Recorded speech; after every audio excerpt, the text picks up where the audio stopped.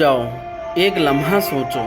زندگی دوڑ رہی ہے، وقت بھاگ رہا ہے، دن گزرتے جا رہے ہیں، سانسیں کم ہوتی جا رہی ہے، اور ہم کہاں جا رہے ہیں؟ قرآن ہمیں جھنجھوڑ کر کہتا ہے، یا ایھا الانسان انک کادح الی ربک کدحا فملاقیہ، اے انسان تو محنت پر محنت کرتا ہوا اپنے رب کی طرف بڑھ رہا ہے، اور آخرکار تو اس سے ملاقات کرے گا۔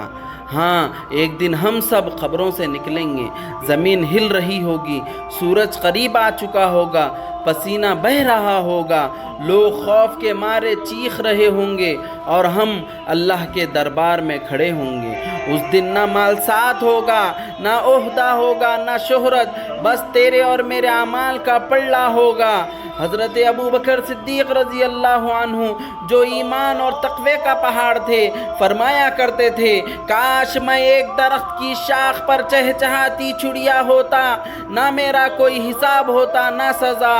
سوچو، جو صدیق اکبر رضی اللہ عنہ حضور پاک صلی اللہ علیہ وسلم کے یار غار ہے، وہ بھی حساب سے لرزتے ہیں، تو ہم جھوٹ بولتے ہیں، غیبت کرتے ہیں، حرام دیکھتے ہیں، دل توڑتے ہیں، ہم کس حال میں ہوں گے؟ نبی کریم صلی اللہ علیہ وسلم نے فرمایا،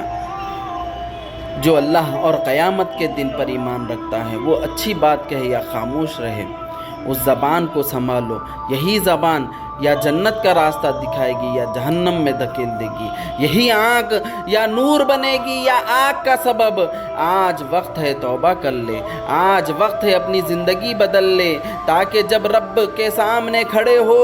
تو نبی پاک صلی اللہ علیہ وسلم مسکرا کر ہمیں دیکھیں، اور فرشتے کہیں، داخل ہو جاؤ جنت میں، تم پر کوئی خوف نہیں۔ اے اللہ، ہمیں اس دن کے لیے تیار کر دے، زبان کو گناہ سے، آنکھ کو حرام سے، دل کو کبر سے پاک کر دے، اور نبی پاک صلی اللہ علیہ وسلم کی شفاعت نصیب فرما، آمین۔